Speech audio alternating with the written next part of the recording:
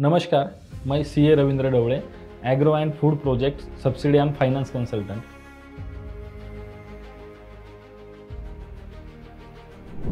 Ministries of food processing industries ने 22 जनवरी 2025 को creation and expansion of food processing and preservation capacity scheme under guidelines update की।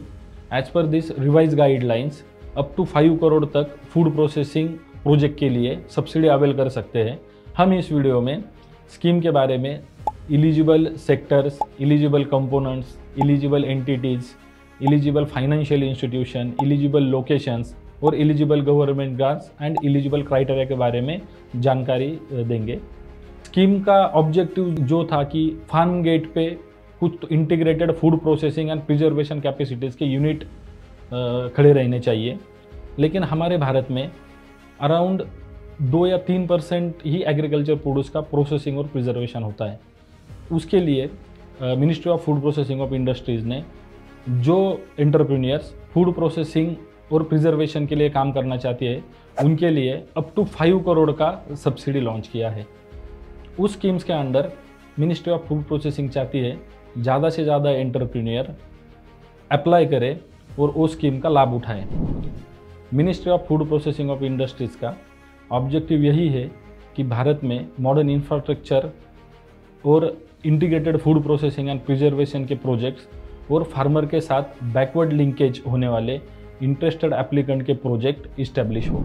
Next हम देखने वाले स्कीम के अंडर कौन से सेक्टर्स एलिजिबल है।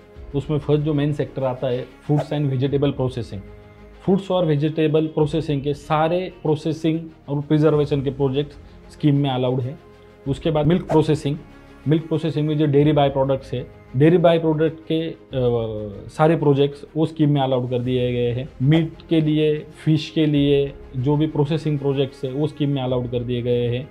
उसके बाद में जैगरी और जैगरी प्रोडक्ट्स है वो स्कीम में अलाउड है। आजकल हम देख रहे हैं रेडी टू ईट और रेडी टू कुक के प्रोडक्ट्स मार्केट में नए लॉन्च हो रहे हैं, तो रेडी टू ईट और रेडी टू कुक के जो भी प्रोजेक्ट्स है वो स्कीम में अलाउड है अलॉन्ग विथ बेकरी प्रोडक्ट्स। उसके बाद में spices, rice milling, oil mill, mushroom processing, honey processing, fruits and honey based wine processing industries यहाँ पर ये स्कीम में अलाउड कर दिया गया है। नेक्स्ट जो है एनिमल फीड में पोल्ट्री फीड, फिश फीड और कैटल फीड्स के प्रोजेक्ट स्कीम में अलाउड है। और लास्ट स्कीम में जो नहीं था कार्बोनेटेड ड्रिंक्स इस स्कीम में अलाउड है, लेकिन जब आप कार्बोनेटेड ड्रिंक्स के प्रोजेक्ट इस्टेब्लिश करेंगे उसमें आपको पल्प और जूस, फ्रूट पल्प और जूस एटलीस्ट 10% यूज़ करना मैंडेटरी है। इन शॉर्ट हम देखेंगे ऑलमोस्ट सारे ही प्रोजेक्ट्स जो फूड प्रोडक्ट है वो स्कीम में अलाउड है, जो कि एनिमल और ह्यूमन कंजम्पशन के लिए फिट है। नेक्स्ट हम देखने वाले एलिजिबल कंपोनेंट्स में टेक्निकल सिविल वर्क। मुझे हर बार क्वेश्चन आता है, सर ये टेक्निकल सिविल वर्क मतलब एग्जैक्ट क्या होता है? टेक्निकल सिविल वर्क मतलब जो civil work directly processing factory के रिलेटेड है। मतलब फैक्ट्री का जो शेड है आपका, फैक्ट्री का शेड टेक्निकल सिविल वर्क हो गया। मशीनरीज के फाउंडेशन सिविल वर्क हो गई। जो वाटर के टैंक्स वगैरह रहेंगे, आपके बॉयलर के फाउंडेशंस रहेंगे, डीजी सेट के फाउंडेशंस रहेंगे, वो सारा आपका टेक्निकल सिविल वर्क हो गया। तो सर फिर नॉन टेक्निकल सिविल वर्क क्या होता है? नॉन टेक्निकल सिविल वर्क जो कि डायरेक्टली फैक्ट्री रिलेटेड नहीं है। एग्जाम्पल दिए जाएंगे तो लैंड आपका जो है वो इनएलिजिबल कंपोनेंट है, उसके ऊपर कंपाउंड जो है आपका, जो आप कंपाउंड बनाओगे वो फैक्ट्री से रिलेटेड नहीं है, वो नॉन टेक्निकल सिविल वर्क है आपका। इंटरनल रोड्स है, रोड पे जो लाइट्स लगेंगे आपके, वो लाइट्स भी आपका इनएलिजिबल कंपोनेंट्स है और वो नॉन टेक्निकल सिविल वर्क है। सेकंड जो एलिजिबल कंपोनेंट्स है प्लांट एंड मशीनरी, जो कि आपके प्रोसेसिंग का हार्ट है। जो प्रोसेसिंग के लिए प्लांट एंड मशीनरी लगने वाले हैं आपको, वो एलिजिबल कंपोनेंट्स में है। जो utilities essential for the plant के साथ जो यूटिलिटीज़ आने वाली है वो स्कीम में अलाउड कर दिए गए हैं, वो एलिजिबल कंपोनेंट्स है। DG set, transformer, electrical installation with control panel, जो प्रोजेक्ट में लगने वाला है आपको boiler, ETP, SWTP, RO, forklift, pallets और भी जो कुछ यूटिलिटीज़ है जो प्रोडक्ट के लिए लगने वाले हैं वो आपका एलिजिबल कंपोनेंट्स है। अगर आप प्रोजेक्ट में रिन्यूएबल एनर्जी यूज़ करना चाहते हो तो सोलर पैनल आप प्रोजेक्ट में इंक्लूड कर सकते हैं। रिन्यूएबल एनर्जी के लिए आपको 5 मार्क्स इस टाइम पे ज़्यादा दे दी गए हैं। नेक्स्ट हम देखने वाले हैं एलिजिबल एंटिटीज़, मतलब कौन से एप्लीकेंट यहाँ पे एलिजिबल है। उसमें proprietorship firm, partnership firm, limited liability partnership मतलब LLP, private limited companies, limited companies. इस बार स्कीम में फार्मर प्रोड्यूसर ऑर्गेनाइजेशन के लिए सब्सिडी का कंपोनेंट भी ज़्यादा दे दिया गया है। तो farmer producer organisation, self help group, dairy cooperatives, state agencies और सेंट्रल एजेंसीज स्कीम के अंडर अलाउबल एंटिटी है। आगे हम देखते हैं कौन से लोकेशन पे आप प्रोजेक्ट कर सकते हैं। इसमें आप mega food park, agro processing cluster, इसमें जो प्रोजेक्ट रहने वाले हैं उनका मेरे हिसाब से एज पर माई नॉलेज उनके लिए थोड़ा सा ज़्यादा वेटेज रहेगा। लेकिन मेगा फूड पार्क और एग्रो प्रोसेसिंग के बाहर भी आप प्रोजेक्ट कर सकते हैं। इन शॉर्ट आप एनीवेयर इन इंडिया आप इस स्कीम में प्रोजेक्ट कर सकते हैं। नेक्स्ट हम देखेंगे जो कि एप्लीकेंट के लिए बहुत इंपॉर्टेंट चीज़ है, जो कि एलिजिबल क्राइटेरिया।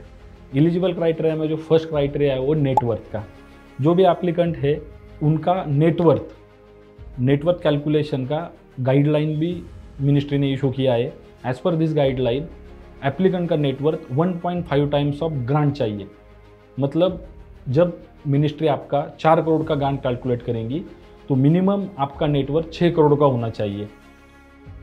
SC ST और FPO के लिए उन्होंने क्राइटेरिया चेंज कर दिया है, जो कि 1 टाइम है।